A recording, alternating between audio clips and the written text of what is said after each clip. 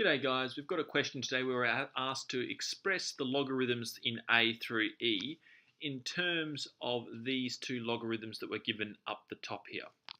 Now this question is basically testing our knowledge of log laws, and so all we're going to need to do is make sure that we're aware of all of the different tricks that we can use to express one log in terms of two other logs or multiple other logs.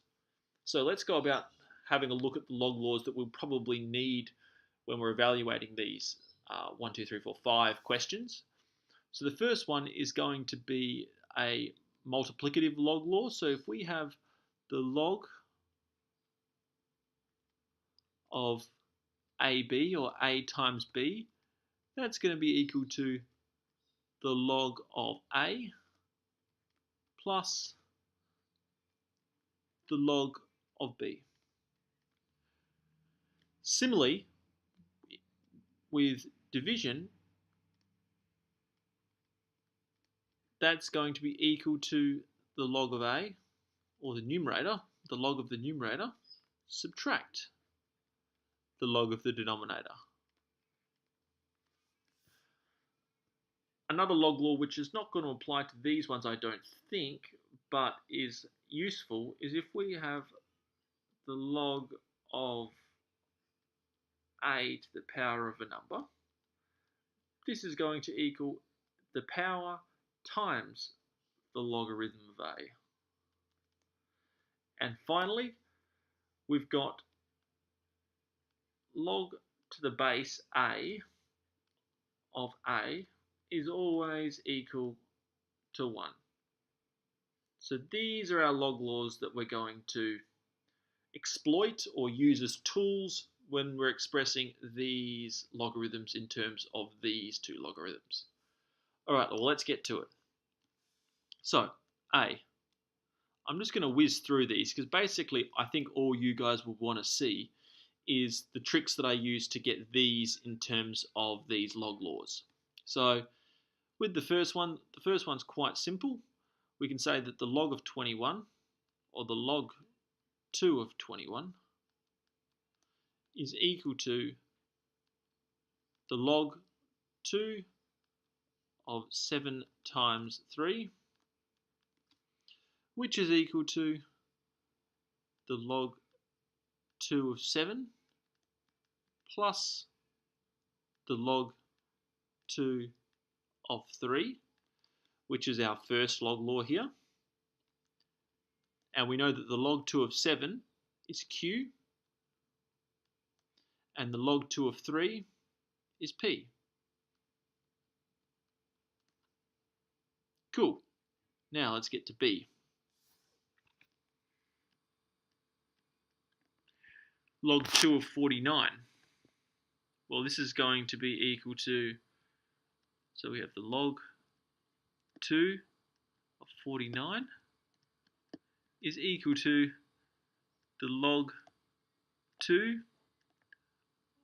of 7 squared, again, which is equal to 2 times log 2 of 7, and that's using this log law here. And we know that the log 2 of 7 is Q, so this one here is going to be equal to 2 times Q, or 2Q. Cool. Now, the next one, C. Log of 6. Log 2 of 6 is equal to the log to the base 2 of 2 times 3, which is equal to the log 2 of 2 plus log 2 of 3.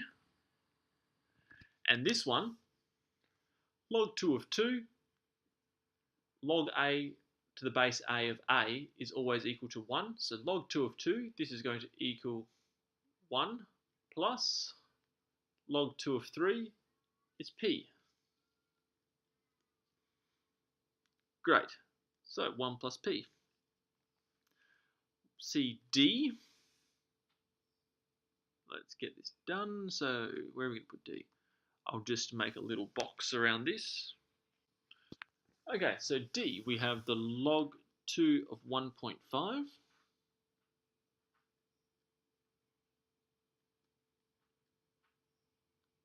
And straight off the bat, I'm going to express this as 3 over 2, which is equal to the log 2 of 3 minus the log 2 of 2. So we're going to use the same rule as we used in C. Log 2 of 2 is just 1, and log 2 of 3 we know is p. So this is going to equal p take 1. And finally, log 2 of 42. Okay, so I'm going to put E just here. So we have the log 2 of 42. And what we're going to do is I'm just going to break this into its factors, is equal to 42 is 6 times 7, and 6 is 2 times 3. So this is going to be log to the base 2 of 2 times 3 times 7, which is equal to log to the base 2 of 2 plus log to the base 2 of 3 plus log to the base 2 of 7. And from here, what we can say is this is equal to log to the base 2 of 2 is 1. Log to the base 2 of 3 we know is p. And log to the base 2 of 7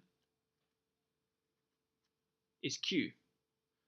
So you can see that, like, this one here is no different from, well, it's basically E is basically C and D put together. And that gives us that solution. So let's just underline all of our solutions. And so that's it, guys. Basically, what I would recommend with log laws, similarly to index laws, it's just going to take you practice to find all the tricks that you can do regarding, dividing by particular logarithms and taking indexes out the front and using them as coefficients. All of these different things are important when we're doing log laws, and it's important that you know as many of these tricks or methods as you can, so when you get hit with one you haven't seen before in an exam, it's quite easy for you to just basically just attack it with lots of different methods, and hopefully in the time that you're allotted for the question you'll get right down to the answers. So I hope this quick example helped you guys. If it did, give it a thumbs up, please. Subscribe to my channel. I put out new videos all the time. And if you want to ask me a question, feel free just to send me a message or just put it in the comment section below. But until next time, guys, enjoy your maths.